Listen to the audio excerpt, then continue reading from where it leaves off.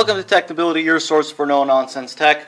If you don't already know, my name is Berge, and we got a great comparison here for you guys. Only at Technibility, the truly in-depth comparison of the Samsung Galaxy Note 4 against the iPhone 6 Plus, Apple's first and only phablet device, against Samsung's, of course, flagship Note line, the latest and greatest with the Note 4. We're going to go ahead and put these two in a duel against one another, go through every single feature, hardware and software, and compare the two and let you guys come up to a conclusion with which one you think is more fit for you. Personally, of course, because that's what we try to do here at Technibility. We try to get the most out of both devices out to you guys so you guys could decide on a personal level which one you like more, or which one just may fit your life a little bit better than the other. So we're going to go ahead and get started here by letting you guys know that you are watching Technibility, your source for no-nonsense tech. If you already haven't, go ahead and hit the subscribe button below. Check out all our individual reviews of both the Note 4 and our iPhone 6 Plus, as well as some comparisons that we've done and that are coming soon to the channel. So again, thank you guys for supporting us if you already have. If you're not, please go ahead and subscribe. Alright, let's go ahead and get started here. This is going to be a truly in-depth comparison. So we're going to go on for quite a bit of time. So bear with me, guys. Get your popcorn out. Sit down, relax. Watch this comparison because at the end, I'm pretty sure you guys are going to have a clear idea of which device you want. Let's get started with hardware. So we're going to look at both devices just right off the bat in terms of their respective hardware. So I'm going to go ahead and turn around the iPhone 6 Plus right here. I'm going to go ahead and turn around the Samsung Galaxy Note 4 right here, and you can see the respective rear of both devices. Now you have a metal unibody build here on the iPhone 6 Plus.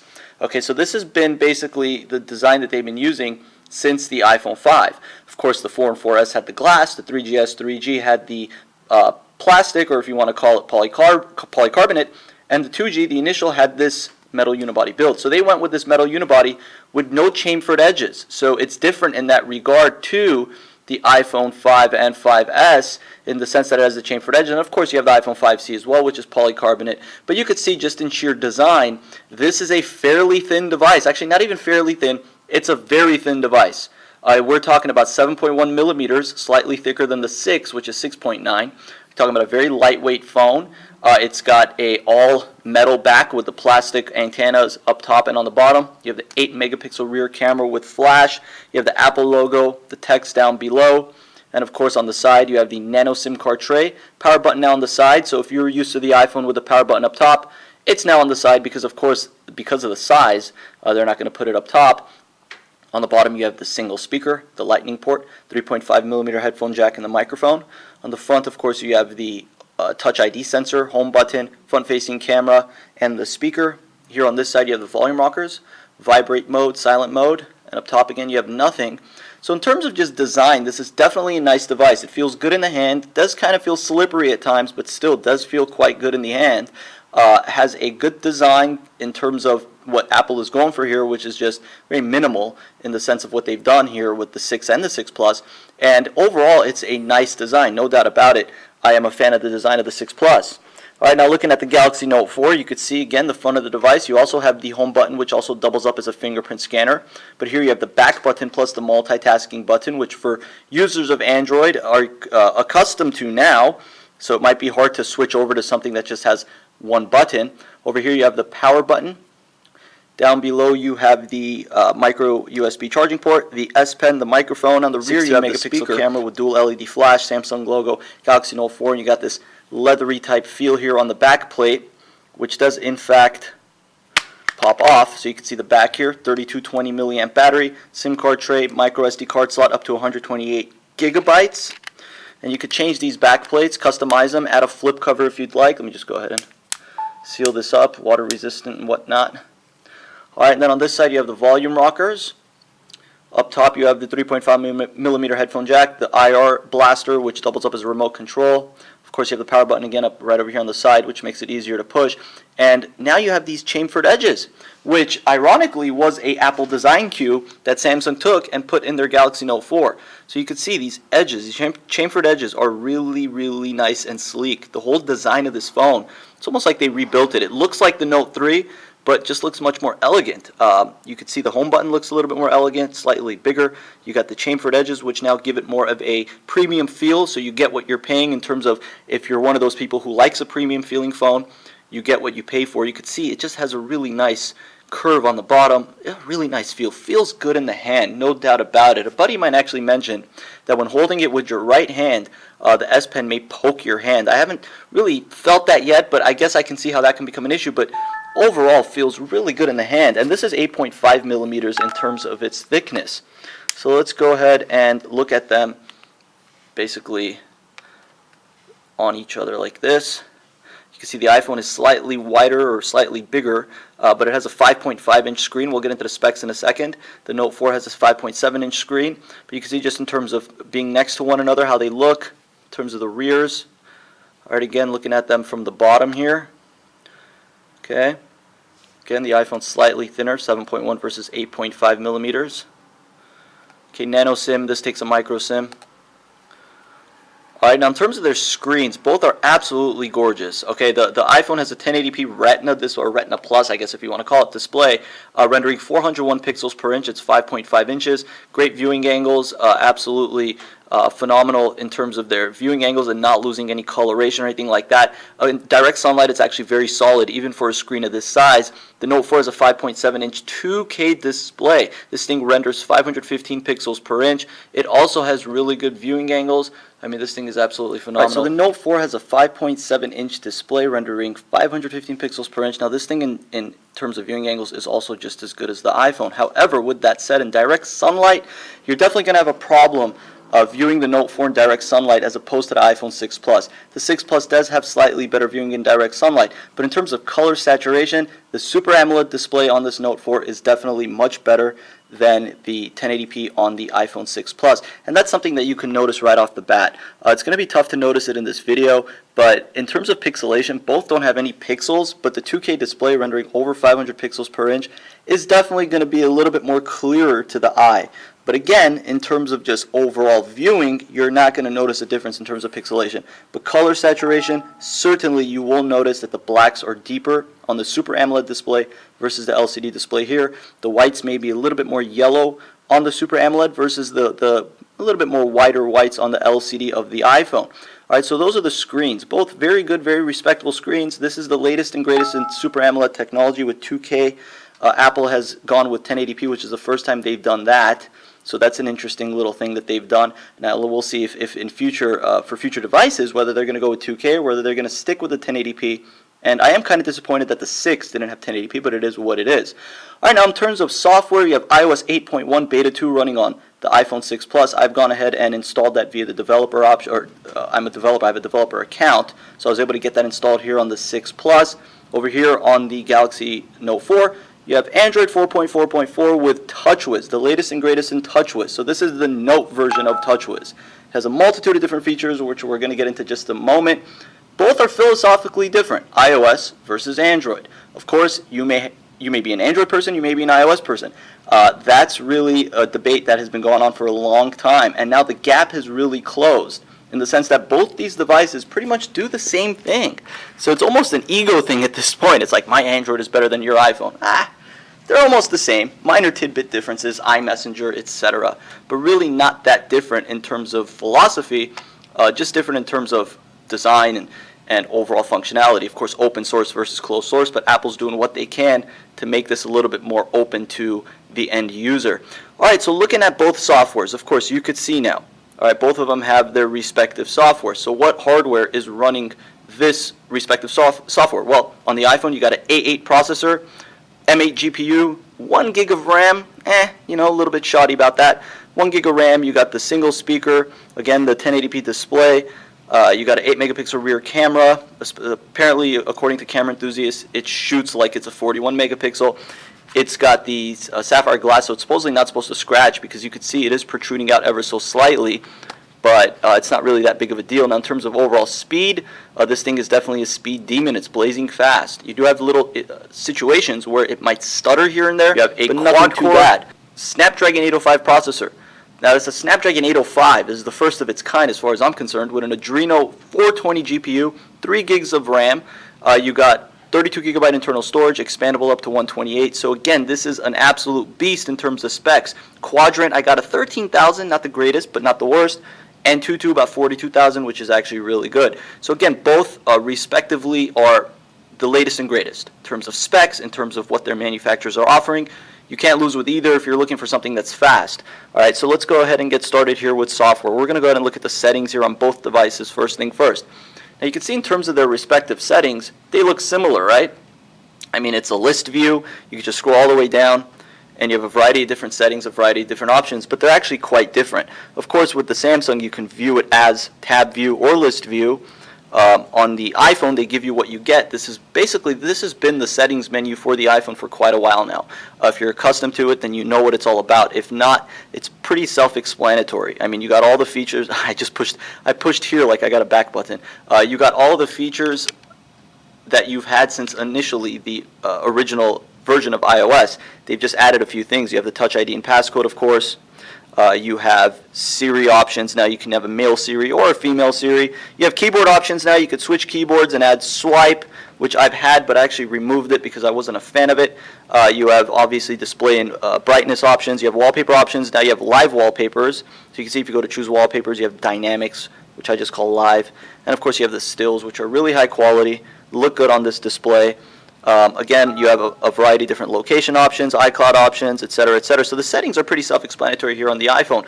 Whereas on the Samsung, they're not really as self-explanatory. And I'm going to have to go ahead and pick up the phone to show you guys this.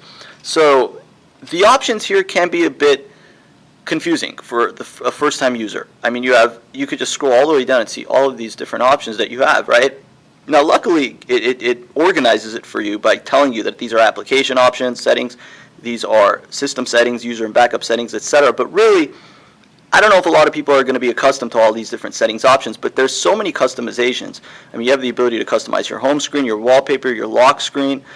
You have the fingerprint scanner here as well, of course. You have Wi-Fi download booster, tethering and mobile hotspot, data usage. There's so many different options here. It's actually quite ridiculous because a lot of people are never going to use a lot of these things or not even know that they're there. But they are there if you're interested. You can see you can customize the notification, which is the quick settings panel. You can customize your regular notification center. Okay, you can go back here. You see easy mode, accessibility, blocking mode, private mode, motion and gestures. You have gesture options and motion options and whatnot. S Pen options, which we'll get into in a minute. Accounts, language and input, of course, which you can adjust and remove different keyboards and whatnot. You have developer options here, which you can enable by going to About Device and just consistently clicking on build number. All right, if I go back here, you can see NFC, tethering and mobile hotspot, Bluetooth, so a variety of different options. I mean, again, a lot of these people aren't going to be accustomed to. They're not going to know what these do, so they're likely never going to look at them, but they are there. So Samsung does give you the option to customize this device without flashing a custom ROM or having to download a third-party launcher. So in any case, you can see the notification bar here on both devices. Again, similar in philosophy, but different in the sense of what they have to offer. Or you can see here with Android, I could swipe away notifications. I can click on it if I want to go into that application. Here with the iPhone, if I have a notification, I can swipe to the right, I can reply, I can X out of it individually, or I can simply push this X, click on clear, and it's gone. So you have the notifications here, and of course you also have the widgets. If you click right here, you can add and remove widgets, which is an interesting little tidbit that they've added there. With the Samsung Galaxy Note 4, you have the ability to adjust these. You have the ability to adjust the quick settings right up here. And of course, if you want widgets, you could just simply long press on the home screen, click right here on widgets, and add a multitude of different widgets that Samsung offers. So they do have a ton of widgets that you can utilize here with the device right out of the box. All right, so if I go back and I long press on the home screen again, you could see you have wallpapers, home screen settings, widgets. Home screen settings, if you want to disable flipboard briefing or change your transition effect, you have the ability to do that. You could see you have 3D, rotation, card stack, and none. I'm going to close out of here, and I can pinch in as well, same situation. So again, multitude of different options. It's just basically figuring it out and then knowing that it's there, and then at that point utilizing it to the best of your ability, if you want to utilize it, that is. Now if I long press on the home button, it should take me to Google Now. Yep, takes me to Google Now. I can set that up. We'll set that up later. Push the little multitasking button. You can see how the multitasking looks. All right, I can just close them all out like that. Hold the back button. Okay, you get nothing. Over here with the iPhone, you hold the home button. Hey Siri. and you get Siri. If you double tap on it, screen comes down. Now this applies everywhere across the board. All right, so you can see I can swipe it down and it'll bring down all my applications to a certain level, because it's kind of hard to use one finger to go all the way up on the phone. So you could just go into settings, for example, double tap, it'll bring it all the way down. So this works generally across the board. And of course you have the control center here, which is basically iOS's version of the quick settings panel here on the Android device. So you can see this is, you can't customize this. You get what they give you, but these are useful features. Flashlight, calculator, camera, etc., etc. And basically that's, for the most part, both of them, again, if you're looking at them, and think to yourself, well, they're not much different from one another, you're absolutely correct. They're not much different from one another. They just look different, of course. And that's not to say that one copied the other. I don't agree with that. iOS 7, iOS 8, they've gone with this minimal look. Android's always had kind of that minimal look, less skeuomorphics, less shadows and gradients. But you can see here, Android, it's smooth, it's fluid. They've come a long way with KitKat 4.4.4, closing out of apps, opening out of apps. Very simple, very fast, very fluid, no lag. Again, if I want to multitask, I could just close out of everything. Here with the iPhone, I can open into an app, close out of an app. All right, and it's again, simple concept. Double tap, multitask, and you have your recents as well. So recent people you've contacted, you can call them, message, FaceTime, etc. So I can go ahead and just swipe away 3 at a time here. Okay. All right, now you can see with the iPhone here, they give you the ability to actually rotate the screen. Rotate your home screen like an iPad, basically. And you can see I can access the notification and the quick settings in landscape or portrait mode. You can see it gives me this tab view if I was to go to messages. If I was to go to email, again, same situation, tab view. Browser, again, same thing, tab view, and you can close out of the tabs like that. Basically very simple. You can pinch them out, and you can see how this looks here and how this works. Swipe them away if you want. Goodbye, goodbye, goodbye. You have private tab option as well. And the browser is absolutely smooth and fluid on this device. No doubt about it. No lag.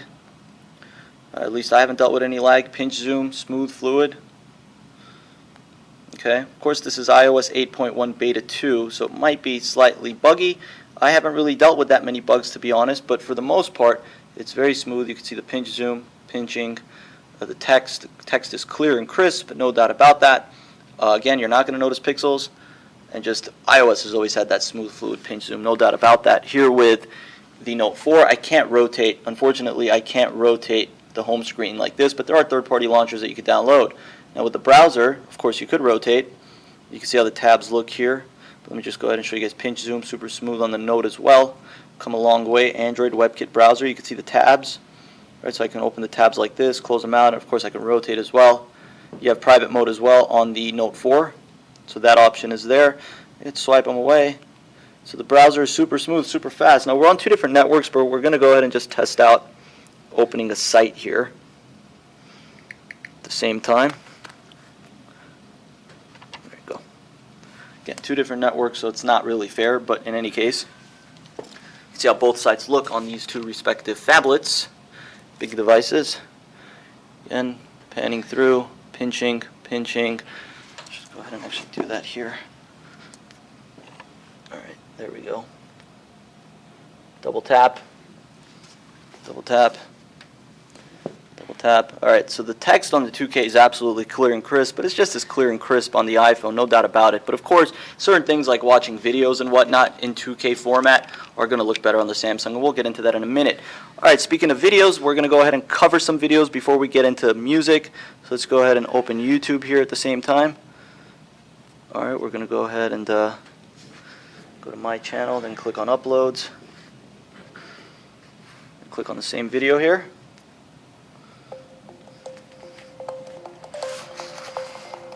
Both are in HD.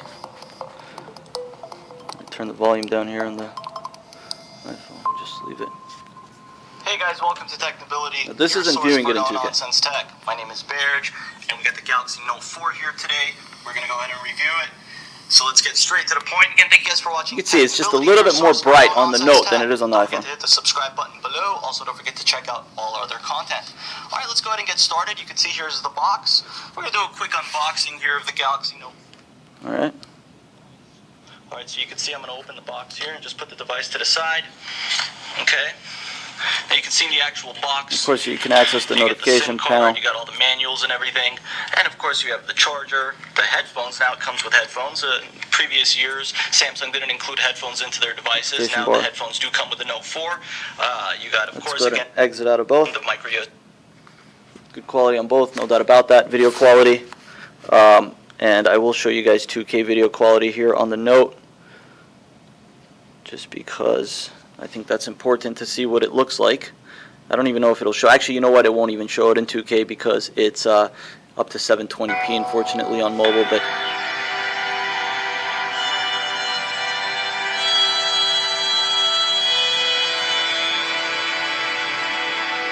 alright, so close out of the videos. Let's go ahead and look at some Pandora music. Alright, we're going to go ahead and open Pandora 1 on both these devices.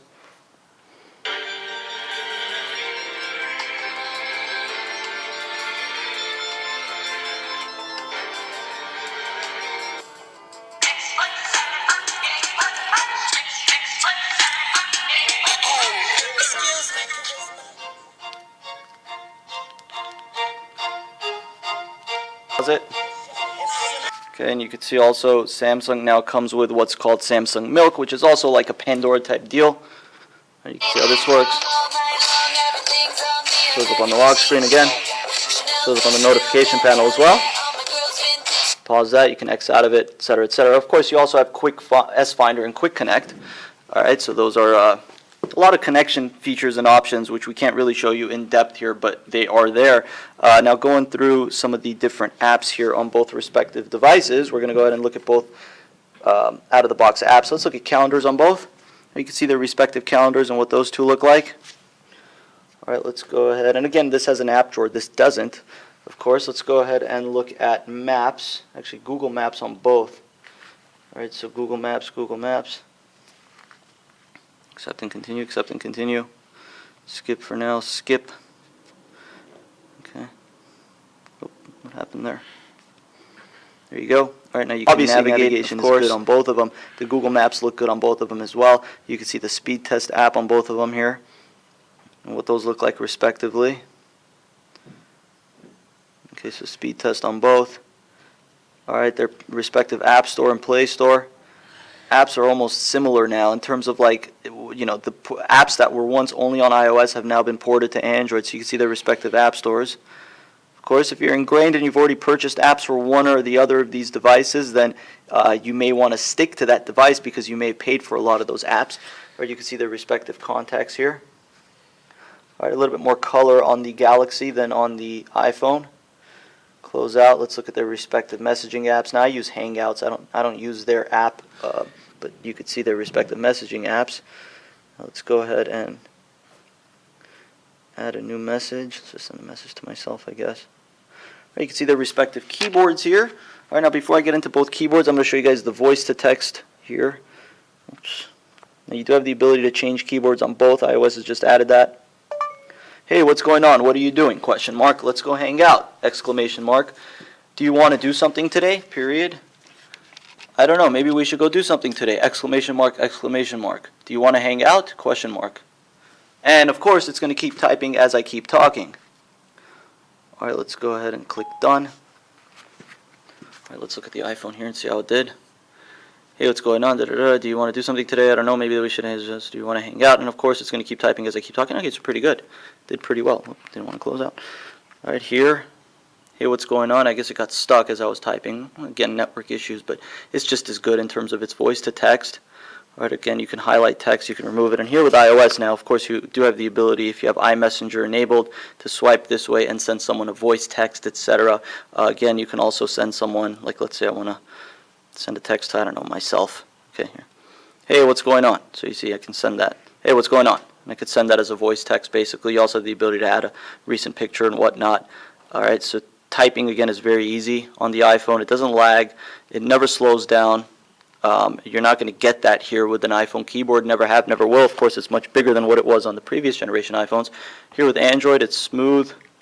They are going to talk about phones. I think Android has better autocorrection. However, the iPhone does have better responsiveness in terms of overall keyboard functionality. This Android L keyboard is really good. Samsung keyboard Let me show you guys what it looks like in case you're curious. This is the keyboard that Samsung comes with. Again, it does have the swipe feature if you've enabled it. So it's still a good keyboard, no doubt about it. I just prefer Android L, my cup of tea. Alright, so you can see both respective keyboards, messaging apps, just because I know you guys want to see it. Let me show you guys their stock messaging app. You can see how that looks here. You can change the color schemes, backgrounds, etc. Alright, so both have really good messaging apps, no doubt about it. Good keyboards, solid, responsive. We are fans. Alright, now let's go ahead and look at their dialers. Alright, so respective dialer. Okay, minimal, simple, easy to use, right? Not much going on there. Alright, again, you can add widgets here with the Android. You cannot add widgets with the iPhone. You do have the ability to add those in the notification panel, of course. Alright, let's look at Facebook on both devices. And Facebook is a little bit more optimized for the Android device than for the iPhone. But again, both are pretty clear, you know, in terms of text and whatnot. Scrolling, you can see the scrolling kind of lagged on the Android, but not by much. I do have the ability to just, you know, actually, yeah, it's kind of lagging there. I guess it's loading things, but you could see scrolling on the iPhone. See scrolling here on the Note. Okay. Go home, and again, multitasking. Close out. Simple, easy. All right, you got their Notes app, Reminders app, Visual Voicemail. Let's look at a third-party game here, and we'll get into the camera shortly. Let's just go ahead and open Temple Run 2 on both at the same time. You can see it looks a little brighter on the Android phone, just ever so slightly. Oh.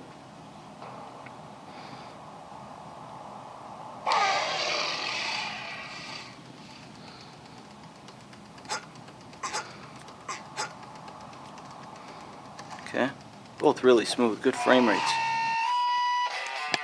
And again, you can see the color differences. They're both on 100% brightness now.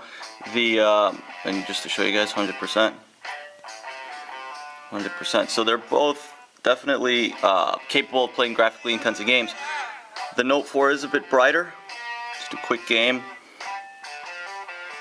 Oh, don't do that at the same time, but see the Note 4 right down here and the iPhone 6 Plus right here.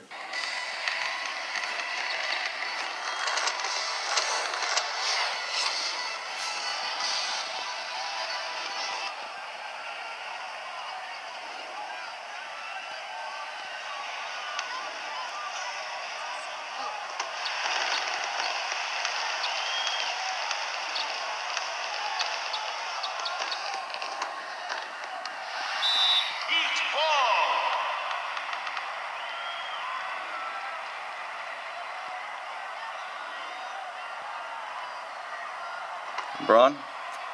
Okay. On the Note.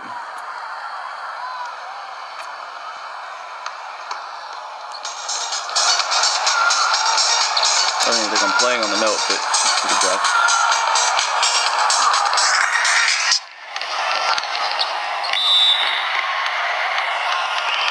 Let's go ahead and exit out of both of these. You can see the iPhone exited out ever so slightly quicker. Alright, let's go ahead and look at, let's see, we could do, I have Castle of Illusions here. I don't think I have Castle of Illusions here, but let's just go ahead and look at some different games here. So we'll do Castle of Illusion, and we'll do Shadow Fight. Okay.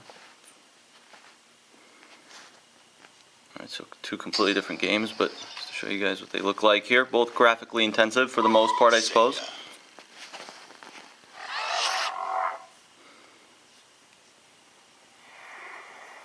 This is actually a really good game, guys, Shadow Fight.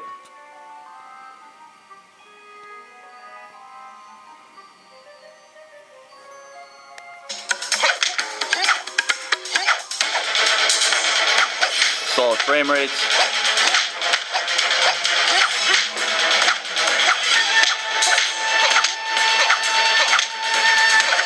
Okay. Two devoted sweet. Ominous and Mickey Mouse, Castle of Illusions. the Castle of Illusion Really fun game. was Mizrabel's twisted playground of trickery and peril. Nothing there was as it seemed.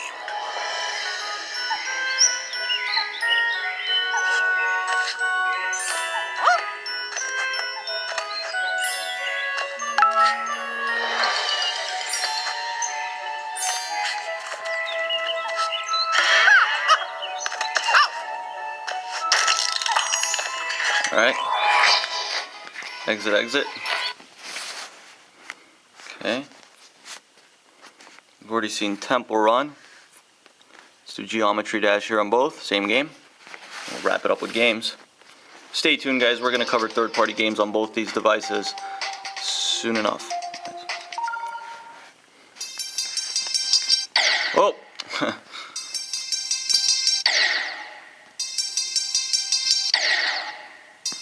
Alright, well.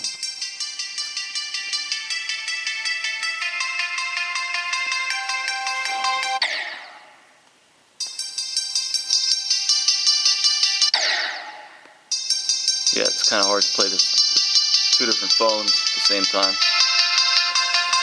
There you guys go. But games run fantastic on both these devices. I actually removed a few on this device. I don't know why, but games run absolutely fantastic. We'll get into that in a separate video where we will cover only games. All right, so look out for that. Stay tuned. Of course, you have Siri versus Google now. Sorry, I didn't get that. Now you can see multiple widgets. You click on it, you add them. There you go.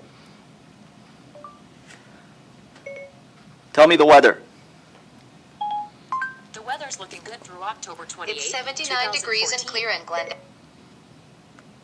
Who is the President of the United States? Okay, Barack give me a Obama moment. is the President of the United States of America. Here's what I found on the web for who is the... What is 6 minus 6 minus 2 plus 6 to the second power? Checking.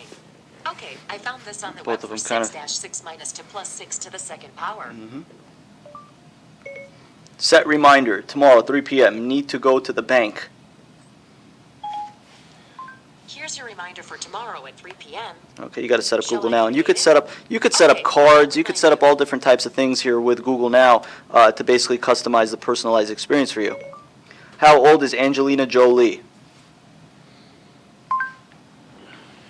Angelina Jolie is 39 years old. Oh, this one, it's reading what this one said, but you can see both of them. You do, okay, Google. There you go. You can access it. Siri has a Hey Siri option as well. And you can change the voice to male if you'd like. That option is there as well. Now, before I get into their cameras, I want to show you guys the S Pen and what makes that unique. Now, of course, Samsung Galaxy Note lines have always come with the S Pen, a stylus, basically, capacitive stylus. And you can see how this looks. Comes out of the bottom. Very easy to use, very fluid. It works with the buttons down below as well, so you can see how that is. Didn't happen with the Note 2. With the Note 3, they added that ability. Of course, you can see I can access everything using the S Pen. I can just click here. You have the Action Memo, Smart Select, Image Clip, and Screen Write options. So Screen Write takes a screenshot. I can edit it if I want. I'm going to X out of there, discard. Action Memo is basically like a quick notes app. Say you're getting someone's phone number or whatever. You can write a quick note here. X out of that, discard. All right, and this works across the board for hover features as well. Again, you have image clip as well, so I could just draw a box and get a clip of something, for example. I'm going to X out of here, and what I'm going to show you guys is the hover feature. All right, so you can see how this works here. If I take the S Pen and I hover over, I can screen write, edit, share via delete. So it has that hover feature, which is actually just something cool to show people, like, oh, look, I can use my phone without touching the screen. And of course, this works also on the lock screen. All right, so the S Pen is actually very functional. All right, a lot of people may think that they have no use for it at first, but it does come in handy. And of course, you have multi-window here. So I have to hold the back button. See, multi-window, I can add my calendar, my calculator, and now what it's going to tell me is it only supports pop-up view, and that's the same with the camera. But you can see this is the true definition of multitasking. Now, if I go home, they show up right here. You can see I can open the camera. I actually have the camera open while I have the calculator open, while I have the home screen open. I'm using my S Pen to basically pan through everything. If I click right there, I can maximize it. I can X out of it. Same situation here. I can X out of it. So true definition of multitasking, multi-window. Okay, and then you have side key panel as well. Or you can see that. It says to edit to turn off the side key panel. All right, so click OK. There it is. Go home. Multitask, etc. So it's basically like an on-screen navigation tool. So we're going to close out of the side key panel. Screen mirroring, blocking mode, car mode, private mode, touch sensitivity, which I've turned up. You got Apple Pay here, you got NFC here. So basically same philosophies. All right, so let's go ahead and put the S Pen back, and it's going to tell you when the S Pen's out. So if you pull out the S Pen, says S Pen has been detached.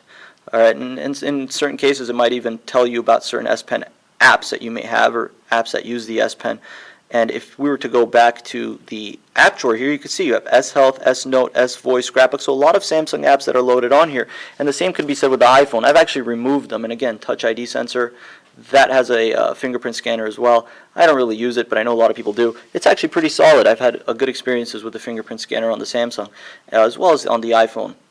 In terms of just overall functionality. Now again, I can't use the S Pen here on the iPhone, but the iPhone also comes with iMovie and all these other apps that are preloaded onto the device. You could delete them or you could download the data package. The same is with Samsung. You have the apps right here. If you go to the app drawer, you can uninstall, disable apps, you can hide apps, sort, etc., etc. So they're there. All right, and I like using this S Pen. It's actually kind of convenient. It's just, I don't know, for some reason, I guess it saves. It's a fingerprint magnet, this phone, that's for sure. So it saves all the fingerprints, lets me use the S Pen. Quite functional in my opinion and useful. I mean, at least for me, personally. Basically, I mean, both of these devices are, for day-to-day use, are pretty great. I mean, I have no complaints for either of these, to be quite honest with you guys. Maybe battery life. All right, let's get into battery life actually real quick. Battery life. 3220, I believe this is like 18 or 1900 milliamp, supposedly, that's what they say.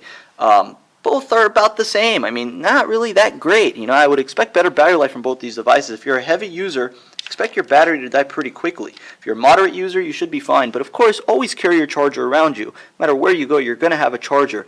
So nonetheless, it's not that bad. But there are certain instances where I wish these two devices had better battery life. Of course, you could remove the battery on the Note. You can always add another one. So it's not that big of a deal, to be quite honest with you guys. With that said, let's go ahead and look at the coup de grace, which is the cameras. Alright, so looking at both cameras here, and we'll do a separate video of camera tests. But looking at both cameras here, let's go ahead and open the front-facing camera on both of them first thing first. You can see the front-facing camera on both. Now, the Note 4 has added this Panorama type feature, wide selfie, there you go, that's what it's called. Wide selfie. So you have a wide selfie feature. The iPhone's a little bit more self-explanatory, but you do have video and square and panorama in front-facing cameras. So it's pretty cool, or maybe you don't. No. Okay, but in any case, the feature is there. The features are there on the front-facing camera for both devices. Now looking at the rear cameras, 8 megapixel versus 16. Again, the color saturation looks really good on the iPhone and on the Note 4. But the Note 4 does have a 2K Super AMOLED display, so it's going to generate colors a little better. Both are really good cameras. Both have burst shot mode, so I could just do that and basically take a bunch of pictures. I don't know if I've enabled it here. Yes, I have. So you have burst shot there as well. Alright, you can see the various different modes here. Panorama, selective focus, rear cam selfie. You have dual mode. You could download different modes, auto. Of course, you have 4K video recording on the Note 4. If you go to settings, you have a multitude of different options. You could adjust the megapixel count on the camera. And again, taking a picture, quick. So let's turn up the volume here. Quick and easy. Taking a picture here on the iPhone, quick and easy. Alright. So both have pretty solid cameras in terms of just overall pictures. Both have really bright flashes, good HDR options. Now if I want to just go ahead and click on the picture, I click right there. We'll get into that in a moment. But again, going to video here, you can see video here. So this has 4K recording. This has slow motion recording. Alright, I could pause a video. I could take a picture as I'm shooting. I could take a picture here as well with slow-mo. So you can see both in terms of video quality are absolutely fantastic. 4K, slow-mo at 240 frames per second. We're going to stop that. We're going to stop that. All right, now let's click on the galleries. Again, we'll get more in depth in the video quality soon. All right, I can pause it. See the This is slow-mo? 4K recording. This is slow motion recording. All right, Now, this is in slow motion right now, guys. Obviously, it's not the greatest representation of slow motion, but it is there. All right, here's the Note 4 video. Shooting at 1080p. So we're just demonstrating the Note 4 camera here.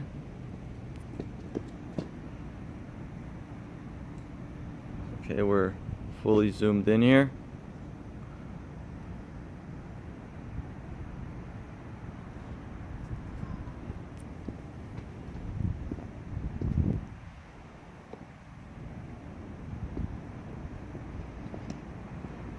Right.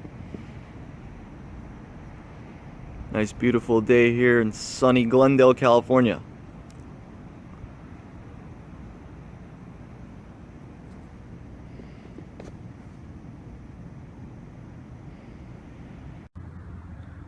And here's the iPhone 6 Plus shooting at 1080p. Same location. See here, the 6 Plus.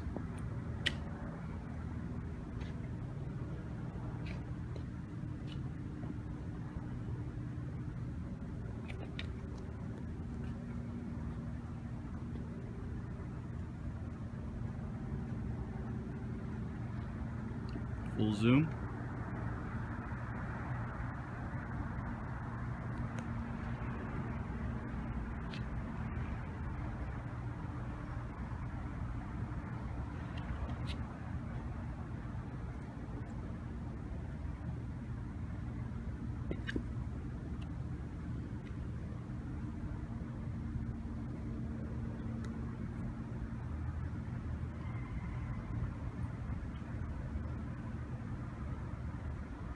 Alright, there you go. iPhone 6 Plus 1080p. Alright, let's video click on recording. done. Let's go back here and you can see the gallery on the Samsung. You can see the gallery here on the iPhone. Like, both of them are similar in the sense that I can pinch in, pinch out, pinch in, pinch out. Or you can see that photo right there.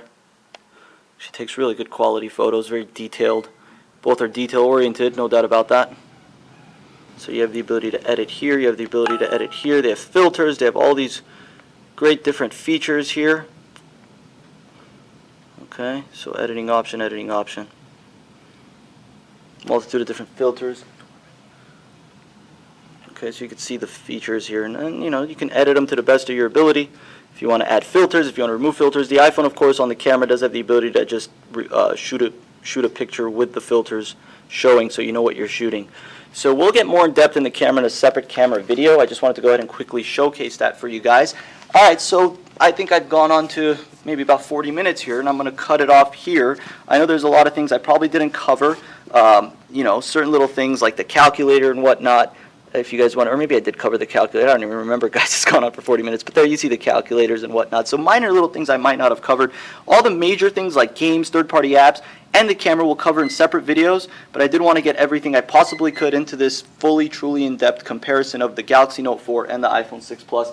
Thank you guys for watching Technibility. My name is Berge. Don't forget to subscribe, like us on Facebook, follow us on Twitter, all that good stuff. If you guys have any questions in relation to either of these devices, please ask me in the comment section below. Do I have a favorite between these two? I'm not going to say, at least not yet. Give me a little bit more time, I'll let you guys know. But as of right now, I'm a fan of both of these devices. I'm using both of them. Alright guys, thank you for watching Technibility, your source for no-nonsense tech. I am Berge. Have a good one.